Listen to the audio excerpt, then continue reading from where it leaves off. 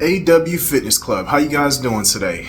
We are in the final discussion of our base nutrition guide, okay? And this last topic that I want to speak on is phytonutrients, okay? So we just talked about macronutrients and their sources and what they're good for. We're going to do the same with phytonutrients now, okay? And phytonutrients are like the least talked about topic in fitness, okay? Because for some reason, people want to fight against eating fruits and vegetables. There are people out there that tell you that it's wrong, that you don't need to do it, and I don't understand those people at all, okay? You need fruits and vegetables, and this is the main reason why you need fruits and vegetables. Beyond the micronutrients, it's the phytonutrients. In today's day and age, all right, where we are living in this polluted world and we're coming in contact with a constant barrage of toxin, okay? The toxin that your body has to deal with, the way that you fight it is with the food that you eat, okay? The food that you eat. Phytonutrients, okay? You hear that term, they call it something different. They call it phytochemicals, okay? Phytochemicals. And these chemicals is actually not nutritive. They're medicinal. You understand? It's food medicine to rid your body and protect your body from the toxins that we constantly come in contact with in the water, in the air, and in the food. The food that is like manufactured, that's not really food. It causes introduce toxins into your body, okay? And you need medicine to counteract those toxins. Drinking water is not enough, all right? So phytonutrients, I told you that they are, it's food, it's medicine in the food. It's only in fruits and vegetables, okay? All that other stuff that you eat, there's no phytonutrients in there. They only come from fruits and vegetables. And the color that fruits and vegetable has is indicative of the type of medicine that the food contains. Okay, isn't that interesting? So some fruits that have a reddish, purplish hue to it, chances are there's some lycopene in that fruit and vegetable. I'm saying, like a watermelon or a tomato, definitely got lycopene in it. What does lycopene do? Lycopene is one of those phytonutrients that supports cardiovascular health, okay? And what does that mean? It means that it has some kind of medicine in it that is going to have some kind of positive benefit for your respiratory system or your heart or your blood vessels or your blood itself, okay? And so, your blood vessels, like if you are deficient in a certain mineral, and sometimes certain toxins that you come in contact with is going to steal your minerals. It's going to make you deficient in a certain mineral, okay? And remember, if you stay deficient for a certain amount of time, if it takes you a while to get that toxin out of your body, then it could cause crazy stuff like heart failure, okay? Phytonutrients come in now, and the phytonutrients are fighting the damage that you are incurring while you're deficient, okay? If your blood vessel is becoming calcified, maybe this lycopene or whatever, there's thousands of them, and they each have different functions. They're going to fall into 4 categories that we're going to talk about briefly, but just giving you an example. Say you have some blood vessels somewhere in your body that's under stress and from a deficiency, and now this medicine is coming in and it's actually softening the blood vessel, okay? It could be something like that, could be, but we know lycopene, it supports cardiovascular health in some kind of way. It's good for your heart, okay? So I know lycopene is good for your heart, okay? But there's a lot of different phytochemicals in our fruits and vegetables. They put them into these 4 categories, okay? The carotenoids, alpha and beta carotene, beta cryptoxanthin, lutein, lycopene, and zeaxanthin. Okay, so lycopene is a carotenoid. It's antioxidant, supports immune function, eye health, reduced risk of cancer. You can find them in pumpkins, carrots, spinach, kale, tomatoes, oranges, yams. Okay, so it's looking like if my fruit or vegetable is orange, it's probably got some carotenoids in there. Okay, see how that works? It's pretty cool.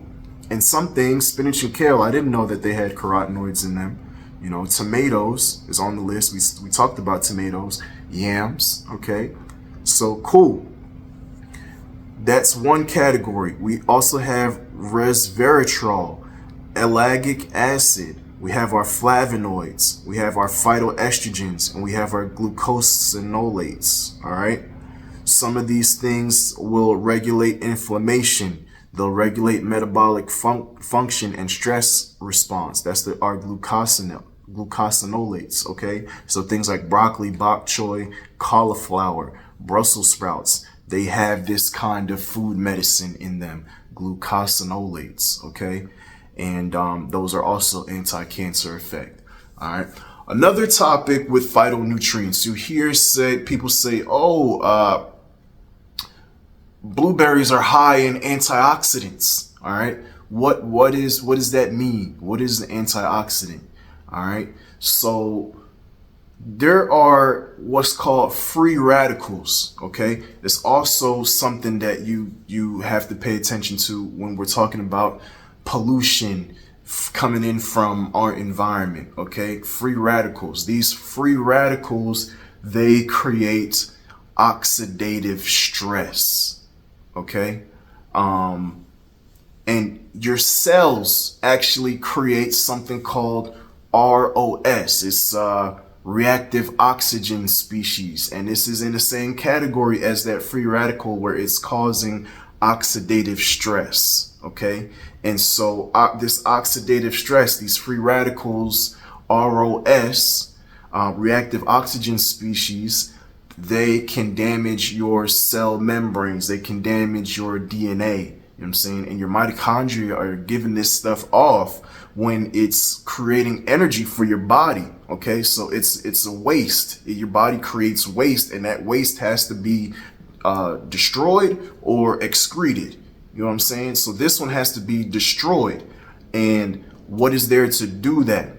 The antioxidants. Okay, so when you have this, you have to have constant flow of antioxidants to kind of make sure that your body is not damaging itself with its own waste. And we need antioxidants to fight off the free radicals that's coming in from the environment. Okay, these things cause oxidative stress, and too much oxidative stress could turn into cancer. You know what I'm saying? It's going to cause some kind of damage, some kind of problem somewhere. It could be neurodegenerative illnesses that come from oxidative stress. Okay, things that's going to mess with your mind.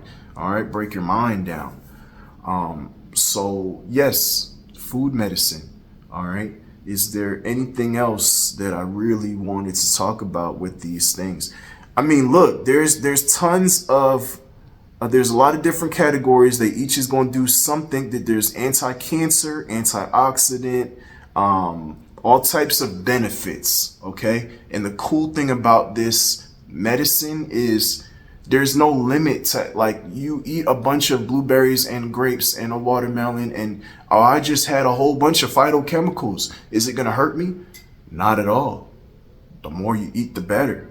Okay. That's the beauty of it, is there are, I don't know exactly what the word is, but it's like things kind of end up balancing themselves out somehow, some way. Like if you have in turmeric, right?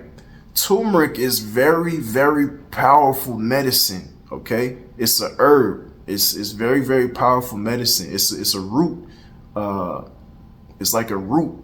It's like ginger. but it's turmeric. It's a little different. Both of them is very good. They're both very good for you, okay? But turmeric's so strong that if it was fully bioavailable to you, you couldn't even eat that much of it without feeling some kind of way. If you have some turmeric tea, even just a glass of just turmeric tea, you feel how strong it is, where it kind of make you feel like, oh man, I had enough turmeric. You know what I'm saying? It's not even, you can't even absorb that much of it just because that's just how God created it. But if you combine it with some other things, it mellows it out. You know what I'm saying? But it also makes it more bioavailable. The actual medicine part becomes more bioavailable. But as a whole, it mellows it out when you mix it with other things. You see how cool that is? Where everything even though this is very strong medicine, if you are just being balanced with your diet and not overdoing it, everything kind of just balances itself out. That's the way it works, right? Kale and spinach, those are one of those other two things. Kale and spinach, very, very powerful vegetables, green leafy vegetables, needed, right? But they have something in there called oxalates or something, where that could make you sick if you have too much of it, or it could cause kidney stones. I heard that too much spinach will make you get kidney stones, right? But balance and preparation play a huge role into you maximizing the benefit of your spinach and kale intake, because very high in vitamins. I know a man whose wife got rid of her, she had severe anemia, lack of iron. She grew her own kale plant and she was mixing in with her, she was making sausage and kale soup. And she was having that all the time. And her kale plant was producing for her. And she had anemia so bad she'd have to spend $2,000 every month or every quarter to go get go to the hospital and get an IV, and get refilled on what she needed to live proper, right? But the kale plant cured her anemia. Cured it. Okay? She didn't need to do that no more. She was feeling great. All right? It was the kale. Right? So she, these things are very important and you should eat them.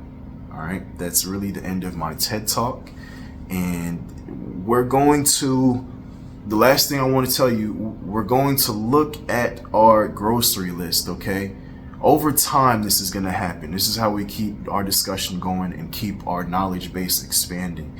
We'll go into our grocery list and we'll do a breakdown, a nutrient breakdown of what micronutrients and phytonutrients we can find in each food on the list, okay? And we'll see if we can put together a bank and check it according to this list. And this list is not comprehensive. There's more. Okay, there's a tons more, but that's what the work is that we're doing. Is we're figuring out how our diet is helping us, what it's doing for us. It's going to give us a better, deeper understanding of the range of phytonutrients and their uses, and it's going to help us figure out if there's things that's not there, that's missing. Okay, and it's going to help us figure out different combinations on what's actually good to put together. Okay, but in general, if you follow the nutrient protocol and you are the nutrition protocol and you practice fruit and vegetable diversity to a degree, where every day or week you're eating somewhere between at least 3 to 5 different fruits and vegetables, you're going to be good. You're going to be good no matter what kind of information we uncover as we keep diving into this study. All right, but you guys have a blessed week, and please get at me with any questions or concerns or anything. I love to talk to you guys. Peace.